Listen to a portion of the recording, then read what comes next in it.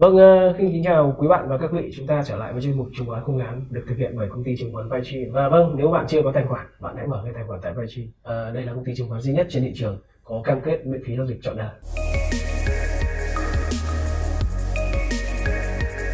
Vâng, mà ngồi cạnh tôi đây là một gương mặt quen thuộc. Chương trình lần trước chúng ta có nhắc đến một công ty, một người lãnh đạo, và trên tay tôi thì đã có kết quả của 5 bạn trả lời đúng nhất, và chúng tôi sẽ công bố kết quả cuối video này. Vâng, như thường lệ, tất cả những mã chứng khoán được chúng tôi giới thiệu trong chương trình này đều đề cử của anh chuyên gia. Vâng, anh có thể chia sẻ với tất cả khán giả của chúng ta ở đây là tại sao anh lại chọn mã của Mai Sông Hồng để giới thiệu đến thính giả ngày hôm nay? Tôi nghĩ Mai Sông Hồng là một doanh nghiệp có nhiều cái hay. Thứ nhất là có tốc độ tăng trưởng ổn định, thứ hai là có một cái nền tảng vững chắc, và thứ ba là có một cái chính sách cổ tức hấp dẫn đối với nhà đầu tư. Vậy về mô hình kinh doanh thì anh có thể chia sẻ với tất cả khán giả của chúng ta là về mô hình kinh doanh của Mai Sông Hồng không ạ? Thường thì hầu hết những người đã xem chương trình và cả chúng ta nhớ tới Mai Sông Hồng qua cái sản phẩm chăn ga gối đệm của họ, một sản phẩm chất lượng tốt nhưng giá thành lại rất vừa phải, gắn bó tuổi thơ của nhiều người.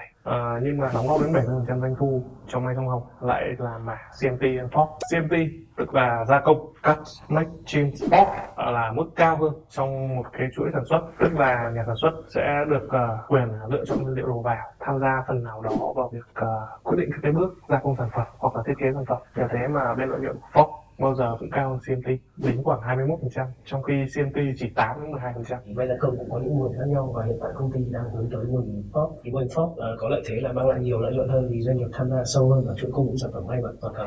Với hơn 30 năm kinh doanh trên thị trường thì anh có thể chia sẻ được những thành tựu mà Mai Sông Hồng đã đạt được trong quãng thời gian vừa qua không ạ? Tôi nghĩ thành tựu lớn nhất đến từ quy mô của doanh nghiệp, từ 4 xưởng gia công bình thường ban đầu bây giờ lên đến hơn 20 xưởng, hơn 10.000 lao động đang làm việc cho Mai Sông Hồng, và đặc biệt là một cái doanh nghiệp mà đã tồn tại được 30 năm, phát triển ổn định bền vững qua 30 năm. Sản phẩm chăn ga gối đệm của họ không chỉ được xuất sang đến Nhật Bản mà ở trong nội địa khắp mọi miền quê hương đất nước thì đều biết đến sản phẩm Mai Sông Hồng. Sản phẩm gia công của họ thì họ đã đạt điều kiện gia công với rất nhiều thương hiệu lớn, Bugatti, Tommy Hilfiger, Walmart. Tôi nghĩ là họ đã phát triển cả về trình độ kỹ thuật, cả về quy mô vốn, quy mô lao động. Vâng, khi nhắc đến sông Hồng, chúng ta sẽ ngay lập tức nhớ tới Hà Nội, đó là biểu tượng của con sông gắn liền với Hà Nội. Tuy nhiên, tất cả các nhà xưởng của Mai Sông Hồng lại đặt ở Nam Định. Anh có thể giải thích lý do tại sao không? Tôi nghĩ là do trong những năm 70-80, địa bộ Nam Định là thủ phủ của ngành dệt may của cả nước. Vì thế nên là đặt địa điểm sản xuất ở Nam Định thì sẽ tận dụng được cơ sở vật chất sẵn có từ giai đoạn đó. Ngoài ra thì Nam Định là một tỉnh nông nghiệp, cái lực lượng lao động rất là dồi dào, đủ đáp ứng cho cái ngành công nghiệp dệt may.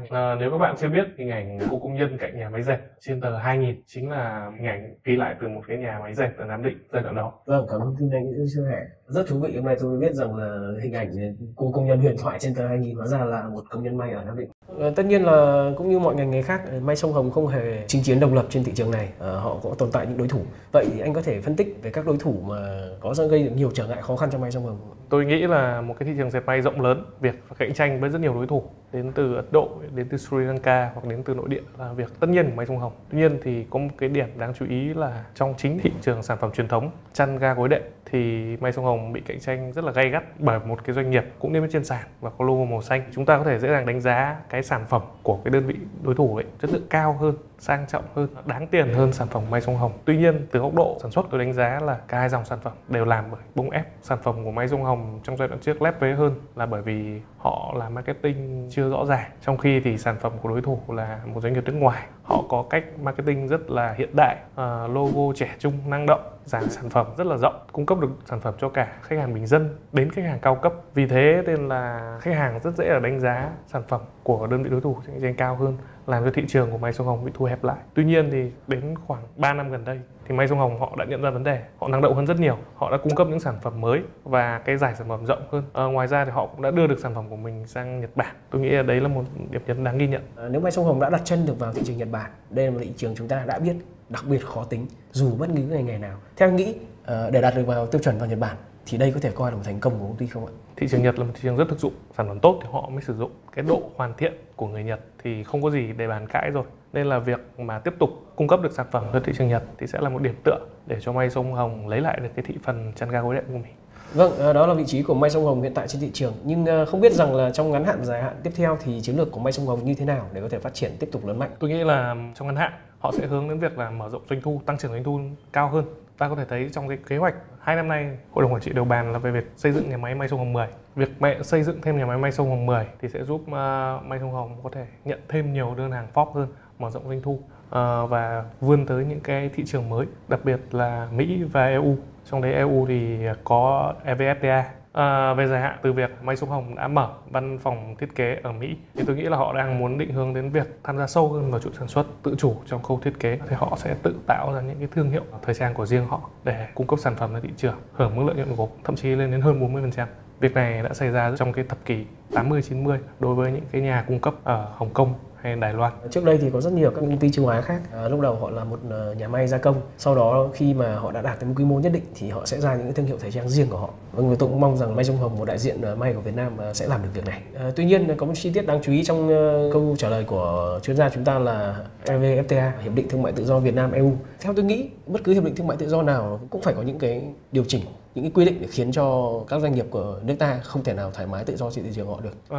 Thực ra bản chất hiệp định thương mại tự do là một cái hiệp định có đi có lại, cả hai bên cùng hưởng lợi. Việc EU mở cửa, thậm chí miễn thuế cho rất nhiều mặt hàng đến từ Việt Nam thì đi đôi với nó là một cái hàng rào kỹ thuật. Hàng may mặc từ Việt Nam đến năm 2026 mới chính thức được hoàn toàn miễn thuế tất cả. Bên cạnh đó thì hàng hóa phải có xuất xứ từ Việt Nam, tức là nguyên liệu để sản xuất ra hàng hóa may mặc cũng phải đến từ Việt Nam. Đây là một cái khó khăn cho doanh nghiệp trong ngành nếu muốn tận dụng cái lợi thế EVFTA, bởi vì hầu hết nguyên liệu may mặc của Việt Nam hiện tại là đến từ Trung Quốc, nơi có lợi thế quy mô về sản xuất, giá cả nguyên liệu rẻ hơn hẳn. Phần hưởng lợi từ thuế và cái phần chênh lệch giá giữa nguyên liệu thì nó hiện tại nó chưa tương xứng để cho doanh nghiệp Việt Nam chuyển sang sản xuất bằng nguyên liệu trong nước. Tuy nhiên thì xu thế thị trường hiện tại là họ đang hướng tới sản phẩm xanh. Những cái sản phẩm này thì ở Việt Nam đã cũng có một số đơn vị cung cấp được và giá thành tương đương với lại giá thành từ Trung Quốc. Nếu mà sử dụng những cái sản phẩm sợi tái chế thì vẫn tận dụng được cái lợi thế EVFTA, nhưng mà trong cái cơ cấu sản phẩm của May sông Hồng cung cấp thì hiện tại chưa xuất hiện cái phân khúc đó. Ngoài ra thì cũng có một phương án nữa là sử dụng nguyên liệu từ những cái nước mà đã ký hiệp định thương mại tự do với lại khối EU như là Hàn Quốc chẳng hạn. Tuy nhiên thì bên cạnh lợi thế về thuế thì vẫn còn bài toán về giá thành nguyên liệu. Vâng, có những lợi thế nào khác cho May sông Hồng ngoài EVFTA không ạ? Tiềm năng của May sông Hồng đối với thị trường may mặc thì tôi nghĩ là còn rất lớn. Họ đã là nhà cung cấp của rất nhiều thương hiệu lớn. Họ đã tạo được một cái uy tín trên thị trường nhất định, thì việc họ ký và mở rộng cái lượng đơn hàng đối với họ dễ dàng hơn. Đặc biệt là như báo chí gần đây đưa tin, họ đang đề nghị nâng cái khối lượng hợp đồng với Walmart lên.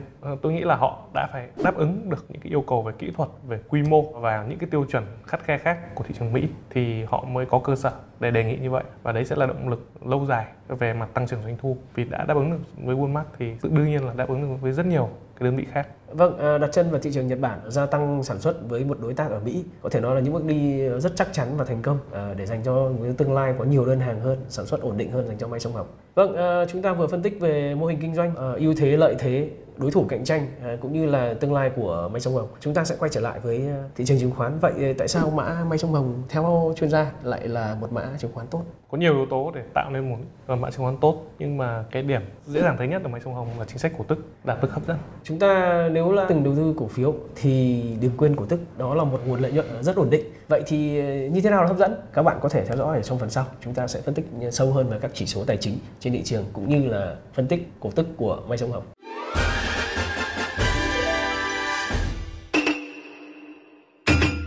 Vâng, tôi rất mừng được trở lại với chương trình. Trên tay tôi đây là kết quả của 5 bạn đã có câu trả lời đúng cho câu hỏi của phần 1. Vâng, có nhiều bạn đã trả lời đúng. Tuy nhiên, như chúng tôi đã công bố, các bạn phải like và subscribe kênh của công ty chứng khoán Paytree. Các bạn có thể liên hệ theo email này. Vâng, xin mời 5 bạn có nick trên YouTube là Nhân Nguyễn, An Lang Thang, Quý Bảo Lê, Phúc Xuân và cao cuối cùng Nam Thành Official.